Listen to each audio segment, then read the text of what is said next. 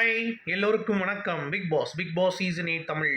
So அந்த வீடியோவில் promo 2 வந்து ரிலீஸ் ஆயிருந்துச்சுல, அதில் தர்ஷிகா வந்து பயங்கரமாக ஒரு விஷயம் பண்ணிட்டாங்க. அது ஒன்றே சோஷியல் மீடியாலலாம் கொந்தளிக்கிறாங்க. ஐயோ நீ என்ன கிழிச்ச, முதல்ல நீ என்ன பண்ணிட்ட, அது எப்படி அவங்க பேசலாம் ஆச்சு ஊச்சுன்ட்டு. டேய், பிக் பாஸ் கேமே அப்படி தான், பேசி தான் ஆகணும் அப்படிங்கிறது தான் பாயிண்ட்டு. பேசாமல் இருந்தால் மிச்சர் சாப்பிட உட்கார்ற, ஒன்றும் பண்ணல அப்படின்றீங்க. கொஞ்சம் போல்டாக பேசினா உடனே வந்து பார்த்தீங்கன்னா ஏன் பேசுகிறான்றீங்க. ஸோ இந்த மாதிரி ஏகப்பட்ட விஷயங்கள் இருக்குல்ல. ஆனால் அதற்கெல்லாம் விதை போட்ட ஒரு விஷயம் ஒன்று நடந்திருக்கு. அதை பற்றி நம்ம பேச போகிறோம். ஸோ வீடியோக்குள்ளே போகிறதுக்கு முன்னாடி நம்ம சேனலுக்கு நீங்கள் புதுசாக இருந்தீங்கன்னா கண்டிப்பாக சப்ஸ்கிரைப் பண்ணிக்கோங்க. வீடியோவும் மறக்காமல் ஒரு லைக் தட்டிக்கோங்க. இப்போ நம்ம வீடியோக்குள்ளே போகலாம். So Bigg Boss season 8 Tamil ஒரு இன்ட்ரெஸ்டிங்கான கட்டத்தை நோக்கி நகர்ந்துட்டு இருக்கு.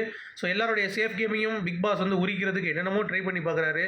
கடைசி அவர் டாஸ்க் கொடுக்குற நிலைமைக்கு வந்துட்டாங்க. அதாவது அசிங்கமாக கேவலமாக என்ன சொல்கிறது, நாக்கை பிடுங்குற மாதிரி கேளுங்கடா அப்படின்ற மாதிரி பிக் பாஸே டாஸ்க் கொடுத்துட்டாரு. நீங்கள் கேட்க மாட்டீங்கன்னு தெரிஞ்சிருச்சு, அதனால் நீங்களே கேவலப்படுத்தி கொடுங்க அப்படின்னு சொல்லி ஒரு டாஸ்க் கொடுத்துட்டாரு. உடனே இவங்க என்ன பண்ணுவாங்க அப்படின்னா, அனுஷிதாலேருந்து எல்லாம் இறங்கி முடிய சவுண்டு மாதிரி இறக்கி, நீ என்னத்தை சவுண்டு பண்ண, நீ பண்ணுறதெல்லாம் கேவலமாக இருக்குது, மொக்கையாக இருக்குது அப்படிங்குது.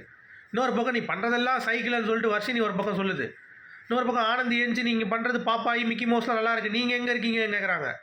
இன்னொருத்தி ஒரு பக்கம் எழுந்துச்சி வேறு லெவலில் கேட்குறா, இன்னும் உங்களுக்கு ரோஸா எந்த டிக்ஷனரியில் இருக்குன்னு தெரியுமா உங்களுக்கு, வேணா உங்கள் வீட்டு உப்போடு சேர்த்து என் உப்பையும் தரேன், சாப்பிட்டு என்னன்னு பாருங்கள் அப்படிங்கிறா.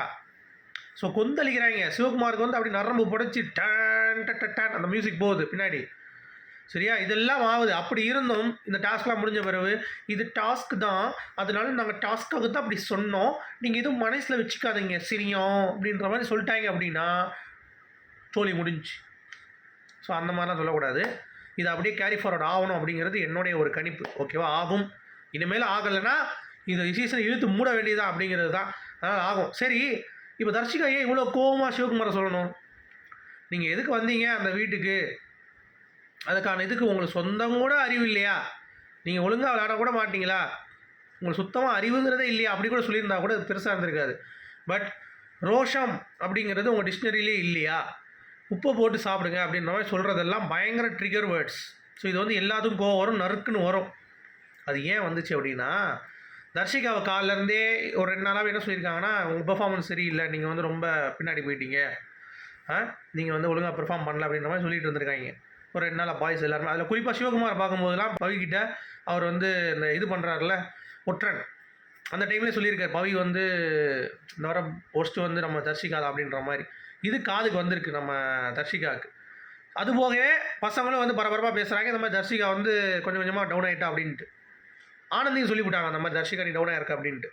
ஸோ அவங்களால என்ன பண்ணுறதுன்னு தெரியல. உடனே பவியை கூப்பிட்டு வச்சு புலம்பிகிட்டு இருக்காங்க. எனக்கு டாஸ்க் கொடுத்தா தாண்டி நான் பண்ணுவேன், எனக்கு வந்து கொடுக்குறது குக்கிங், நான் அதில் என்னடி பண்ண முடியும், அதுலேருந்து நான் மீறி வந்து எவ்வளோ விஷயங்கள் விஷாலுக்கு லவ் பண்ணுற மாதிரி பண்ணேன், ப்ளஸ் வெளியே வந்து ஒரு எஃபர்ட் போட்டேன், திருடி வைக்கிறதுக்கு ஹெல்ப் பண்ணேன், டைம் பார்த்து கொடுத்தேன், அந்த டைம் காட் டாஸ்கில் இந்த மாதிரி ஏகப்பட்ட விஷயங்கள் பண்ணியும் நான் வந்து வெளியே தெரிலன்னா நான் என்னடி பண்ணுறது, நான் என்னோடய ரோலை கரெக்டாக தான் பண்ணேன், இதுக்கு மேலே இந்த ரோல் என்ன பண்ணுறது அப்படின்ற மாதிரிலாம் கேள்வி கேட்குறாங்க. சரி, அதெல்லாம் ஒரு வாஸ்தவமான கேள்வி தான். ஆனாலும் ஒரு விஷயம் நான் கேட்கணும். போன சீசனுக்கு முந்தின சீசன் 6வது சீசனில் அசீம், அந்த விக்ரமன் ப்ளஸ் ஷிவின் அவங்களுடைய பங்களிப்பு இந்த ராஜா ராணி டாஸ்கில் பயங்கரமாக இருந்தது.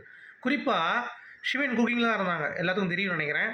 அவங்க உப்பை கொஞ்சம் போட்டு சாப்பாடு லைட்டாக ஒதுக்கி வச்சு அசீமுக்கு கொடுத்து, சரியா உப்பு இல்லாத சாப்பாடு அதை கொஞ்சமாக உப்பு போட்டு மீடியமாக அவன் ஓகே பண்ண பிறகு தட்டை அப்படி திருப்பி விக்ரமன்ட்ட கொடுத்து உப்பு போட்டு சாப்பாடை போட்டு பெரிய பிரச்சனை பண்ணிட்டாங்க ஷிவின். ஸோ அந்த மாதிரி ஒரு யூனிக்காக அந்த கேம் வந்து கொண்டு போகணும். ஏன்னா குக்கிங்கிறது உங்களுக்கு வந்து சாப்பாடை டேஸ்ட் பண்ணி அங்கே போகிறதுக்கு ராணியோடைய சமையல்.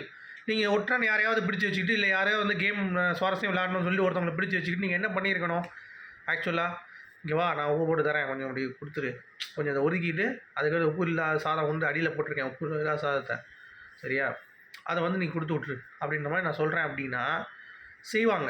இல்லை நீங்களே போய் சாப்பாடு கொடுக்கும்போது ஒரு சைடில் உப்பு இல்லாமலும் ஒரு சைடில் உப்பு நிறையா போட்டும் கொடுத்துட்டிங்கன்னா, மீடியமாக போட்டு உப்பு ஒரு சைடு மீடியம், இன்னொரு சைடில் அதிகம், மீடியமாக அதை கொடுத்துட்டு படத்தில் போய் டேஸ்ட் பண்ணிட்டு ஓகே நீ கொடுக்கலான்ட்டானா அங்கே போக உப்பு போயிடும். அவர் யார் உப்பு போடுதுன்னு சொல்லிட்டு அந்த ராஜா டென்ஷன் ஆன பிறகு அதுக்கடுத்து வந்து பார்த்திங்கன்னா நிறையா பிரச்சனைகள் வரும். இந்த மாதிரிலாம் பண்ணியிருக்கலாம் தர்ஷிகா. நீங்கள் லவ் கண்டென்ட்டு ஊரை விட்டு ஓடுறது இப்படி மட்டும்தான் திங்க் பண்ணுறீங்க. கண்டென்ட் வந்து ரொம்ப பயங்கரமாக இருக்குது, வேஸ்ட்டாக இருக்குது, சரியா? ஸோ அது உங்ககிட்டையும் பொருந்தும். அந்த கேள்வி நீங்கள் கேட்ட கேள்வி கண்டிப்பாக உங்களுடைய கேம் வந்து ஸ்பாயில் ஆகிடுச்சு, கீழே வரைக்கும் இறங்கிடுச்சு. ஸோ சீக்கிரம் அதை வந்து முயற்சி பண்ணி ட்ரை பண்ணுங்கள் அப்படிங்கிறது தான் என்னுடைய பாயிண்ட். நீங்கள் என்ன நினைக்கிறீங்க சொல்லுங்கள். மீண்டும் சந்திப்போம். Good bye.